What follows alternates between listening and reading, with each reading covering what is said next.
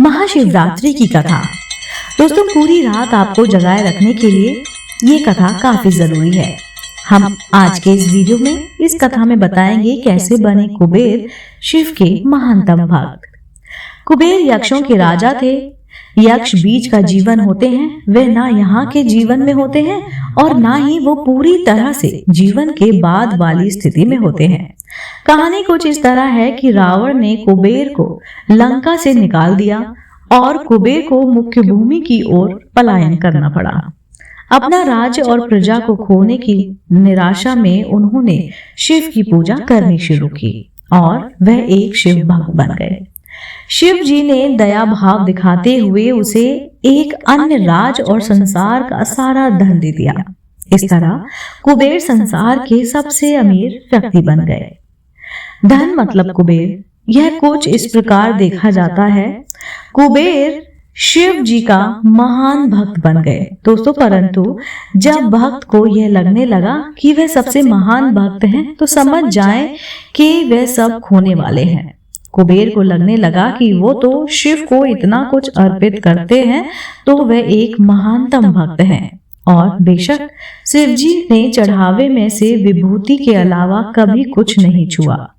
पर कुबेर खुद को महान समझने लगे क्योंकि वो शिव जी को इतना कुछ चढ़ावे के रूप में भेंट किया करते थे। एक दिन कुबेर शिव के पास गए और कहा, मैं आपके लिए क्या कर सकता हूँ? मैं आपके लिए कुछ करना चाहता हूँ। शिव जी ने कहा, तुम मेरे लिए क्या कर सकते हो? कुछ नहीं, क्योंकि मुझे किसी भी चीज की आवश्यकता है ही नहीं, मैं ठीक हूँ। परंतु मेरा बेटा, उन्होंने गणपति की ओर इशारा करते हुए कहा, यह लड़का हमेशा भूखा रहता है, इसे अच्छे से खाना खिला दो। यह तो अत्यंत सरल है, कहकर कुबेर गणपति को अपने साथ भोजन के लिए ले गए।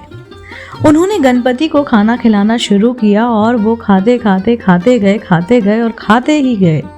कुबेर ने सैकड़ों रसोइयों की व्यवस्था की और प्रचुर मात्रा में खाना बनाना शुरू किया। उन्होंने यह सारा भोजन गणपति को परोस दिया और वे खाते गए। कुबेर चिंतित हो उठे और कहा, रुक जाओ, अगर तुम इतना खाओगे तो तुम्हारा पेट फट जाएगा। गणपति ने कहा, आप उसकी चिंता मत कीजिए।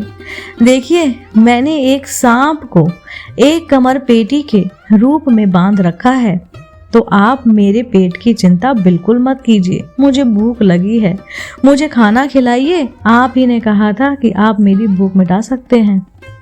कुबेर ने अपना सारा धन खर्च कर दिया। कहते हैं कि कुबेर ने दूसरे लोगों से भी भोजन मंगवा कर और गणपति जी को खिलाया। गणपति ने वो भी सारा के सारा खाना खा लिया और खाने के बाद बोले, मैं अभी भी भूखा हूँ, मेरा भोजन कहाँ है?